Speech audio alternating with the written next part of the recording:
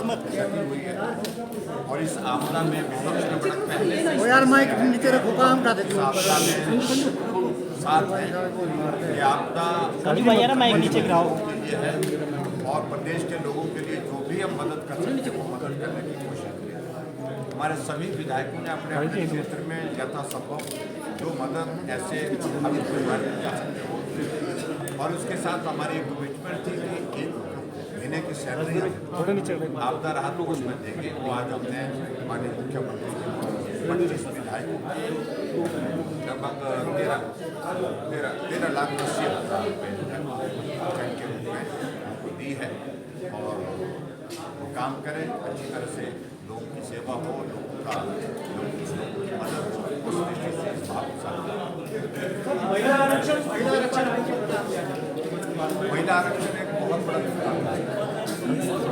इसको कोई हिम्मत नहीं जुटा पा रहा था कि इसको पारित किया जाए और मैं प्रधानमंत्री नरेंद्र मोदी जी को बहुत बधाई देता हूँ कि पिछले कल कैबिनेट की बैठक में महिला आरक्षण के मुद्दे पर मोहर लगी और स्वीकृति मिली और उसके पश्चात मुझे लगता है कि संभवतः ये पहला बिल होगा नई लोकसभा के इस भवन में जो महिला आरक्षण का 33% आरक्षण के साथ पारित और स्वाभाविक रूप से पूरे देश भर में इस बात को लेकर के पहले से मांग चलती रही कि महिलाओं के लिए आरक्षण का प्रावधान होना चाहिए। कुल आबादी का 50% हिस्सा और 50% हिस्सा में से 33% आरक्षण कम से कम महिलाओं के लिए होना चाहिए। ये बहुत बड़ी आवश्यकता महसूस हो रही थी और उसको आज हम पूरा होते देख रहे हैं। इसके लिए मैं प्रधानमंत्री नरेंद्र मोदी जी को बहुत बहुत बधाई देता हूँ, महिलाओं को भी बधाई देता हूँ और केंद्र सरकार का आभार व्यक्त करता हूँ।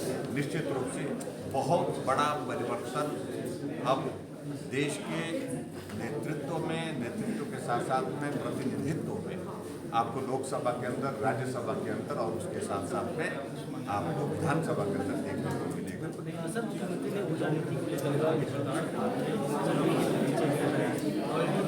कि मैं उचित नहीं समझता हूँ आज की सारी बात होगी कि मैं हाउस के अंदर ये जो बात कहनी है मैं अवसर तलाशूंगा जहाँ बोलने का मौका मिलेगा तो।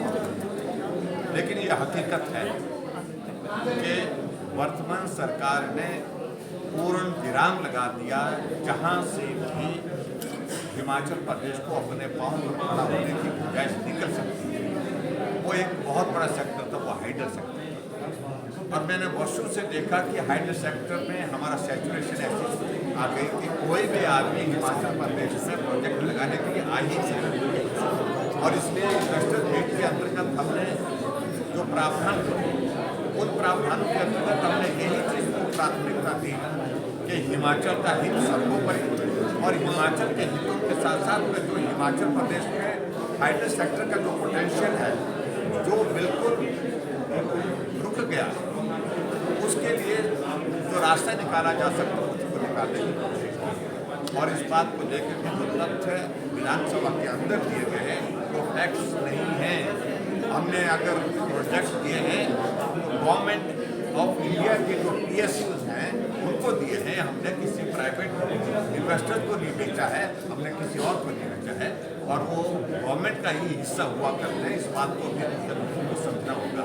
मुझे मालूम नहीं कितनी बात ये इस बात को ध्यान नहीं के है, लेकिन ये भारतीय जनता पार्टी की सरकार है जहां इन्वेस्टमेंट के माध्यम से जो हिमाचल को आगे बढ़ाने के लिए जो स्कोप निकल सकता था निकालने की कोशिश हो सकती थी, उसमें हमने काम किया है। अगर आज हिमाचल प्रदेश में बल्क ड्रग फार्मा पार्क आया तो भाजपा पूरे देश में 3 मिले, 1 हिमाचल को मिले। मेडिकल डिवाइस पूरे देश में 3 मिले, 1 हिमाचल को मिले। तो इसलिए जो सत्य नहीं है और इस तरह के आरोप लगाना ये बहुत ही दुर्भाग्यपूर्ण है और इन आरोपों का कोई आधार नहीं है और इन आरोपों की कोई भी इसमें तथ्य नहीं है, ना सच्चाई। इस बात को मैं बड़ा स्पष्ट करना चाहता हूँ और पिछले 9 महीने से हिमाचल प्रदेश में सरकार किस प्रकार से काम कर रही है, बदले की भावना के साथ, दुर्भावना के साथ। ये भाजपा ने किया इसको बंद करो, ये भाजपा ने किया इसको रद्द करो और ये क्रम अभी तक भी रुका नहीं है। इसलिए भारतीय जनता पार्टी ने ये भी तय किया है कि 25 तारीख को विधानसभा का घेराव करेंगे, चाहे वो संस्थान बंद किए हैं, चाहे बदले की भावना से काम किए हैं, चाहे वो बेरोजगारों के साथ उनका वादा किया है। जिसको ये बोल रहे थे शब्द का इस्तेमाल कर रहे थे, कभी मुख्यमंत्री जी ठग शब्द इस्तेमाल किया। अगर महाठग के रूप में कोई अगर हिमाचल प्रदेश के इतिहास में जाना जाएगा तो वर्तमान सरकार और वर्तमान के हमारे मुख्यमंत्री जाने जाएंगे, क्योंकि 10 गारंटियाँ दे रखी हैं, ठग करके गारंटी दे रखी, वोट बोल करके गारंटी दे रखी।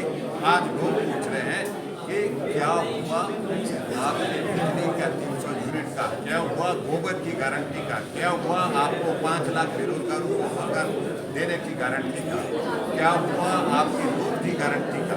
हर एक बात का प्रश्न पूछ रहे हैं, कोई प्रश्न का जवाब नहीं। 10 महीने बीतने के बावजूद भी एक भी गारंटी पूरी नहीं हुई है। दूसरे प्रदेशों में जाकर के भाषण देकर के आना कि हमने एक एक गारंटी सारी की सारी पूरी कर दी, ये इससे ज़्यादा कुछ नहीं हो सकता है। झूठ बोलने की एक सीमा होती है, अब सीमाएं सारी पार हुई। Thank you.